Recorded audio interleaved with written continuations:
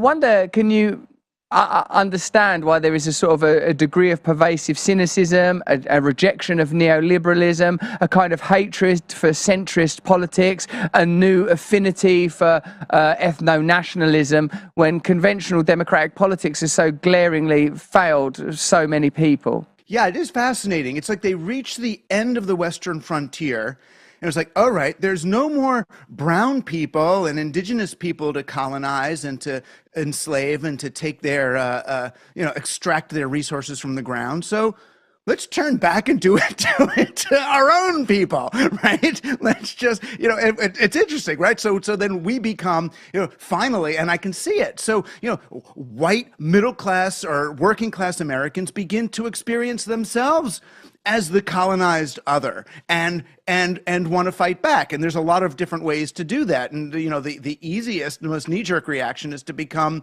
kind of a alt-right reactionary. And the interesting thing is, for the tech bros that we're talking about, the way they look at it now is that if the real world that you and I and everybody lives in is the colonized space, how do they elevate themselves above that? And that's where they go in a digital age. They kind of go meta on the world in which we live. They take Stuart Brand, the tech, counterculture visionary, at his word. He said, we are as gods and may as well get good at it. So they want to rise above like gods, or go. Peter Thiel in business says, go from 0 to 1, exist one order of magnitude above everybody else. Mark Zuckerberg, when Facebook, the social network, begins to fail, he goes literally meta, right? That's his new company. So you go once removed and move up to that kind of digital symbol system. You rise above the chrysalis of matter as kind of pure digital consciousness and become a self-sovereign individual, which is really, even that construction, self-sovereign. You are both subject and monarch, right? So you even objectify yourself, and that's where these escape fantasies come from too. It's, how do I remove? How do I become? Live in a little bubble away from everybody else. So when I've spoken with the tech billionaires who came to me for advice on their bunkers or their islands, and it's really more like a little kid imagining, what if I could get away and have a secret clubhouse where only I live, and it's going to have an island, and it's going to have armies, and it's going to have robot girls, and only my friends can come. It's like, okay, that's not going to work. And if you really want, just do it. You don't need an apocalypse to just go. Leave us alone then.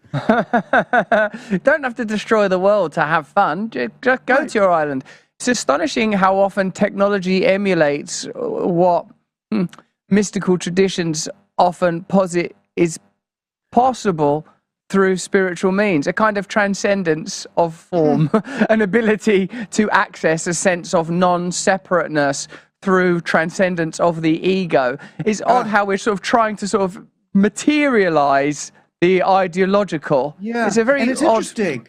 Yeah, and it's interesting because the original counterculture that was playing with digital technology, what did we imagine? We imagined the internet as rave, right? It's going to collect us all up into this beautiful, global brain fractal thing where we're all individuals and connected. And I can remember when Terence McKenna used to talk about virtual reality. He said, "Here's a space where I will literally be able to see what you mean." It was so beautiful. And then, when that flips in the mind of the techno-capitalist dominator, colonizer, usurper, scientist, atheist fool, what does that become? It becomes a fantasy of isolation and separateness. Oh, I can float alone in my little digital bubble, away from all those scary people.